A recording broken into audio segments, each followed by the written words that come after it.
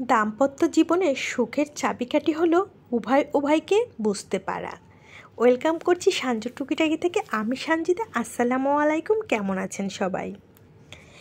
স্ত্রীকে ভালো রাখা মানেই ভালো খাবার বা ভালো বাসস্থান নয়, তার আর্থিক শান্তিটা খুবই জরুরি। সবাই বিলাসিতায় সুখী হয় না। একজন স্বামী মানেই যার হাত ধরে তার স্ত্রী সব ছেড়ে আজীবন কাটিয়ে দিবে, যার ফলে তার সর্বগুণ থাকা প্রয়োজন। অথচ সমাজ স্ত্রীর পিছনে লেগেই থাকে তাকে জাজমেন্ট করার জন্য। আপনি জানেনই না আপনার স্ত্রীর ত্যাগের গল্প। আপনার চোখে সে সর্বসুখী। এরকম যদি হয় তাহলে সমস্যা কিন্তু আপনার চোখের সাথে আপনার অন্তরেরও। আপনি আসলে তাকে উপলব্ধিই করতে পারেন না। একটা স্বামী শুধু জীবন সঙ্গীই নয়, বরং বাবা মায়ের স্নেহেরও অংশীদার, স্ত্রীর উত্তম বন্ধু। অথচ আপনার মধ্যে যদি ইগো কাজ করে, স্ত্রীর উপদেশ যদি শুনতে শরীর চলে, তাহলে বুঝে নিন শয়তান আপনাকে অহংকারে কাবু করে ফেলেছে।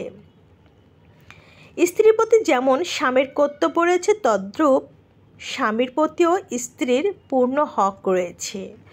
সংসার জীবনে কলহ আসবেই, কিন্তু সেই কলহের জবান দিয়ে যেন এমন কিছু বের না হয় যেটা সাংসারিক জীবনে বিষাদ করে দেয়। জীবন কেটে যাবে, কিন্তু জবানের কষ্টের ঘা কোনো মলমেই শুকাবে না। স্ত্রীর অনুভূতিগুলো তার হয়ে ভাবলে বুঝতে পারবেন। বিশ্বাস করুন, জগতের সব নারী ভালোবাসা, আদর ও আহ্লাদের কাঙ্গাল। এসব দিয়ে প্রতিটা নারীকে সহজেই কাবু করা যায়।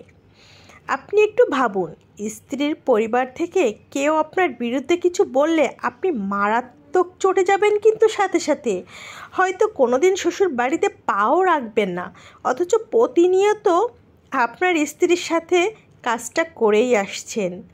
যেখানে আপনি পারেন না ফ্যামিলি ছাড়া কাউকে আপন করতে, সেখানে তার উপর কিভাবে চাপিয়ে দেন এটা?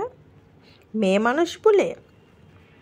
একজন স্বামীকে খুব বেশি সাপোর্টিং হতে হয়।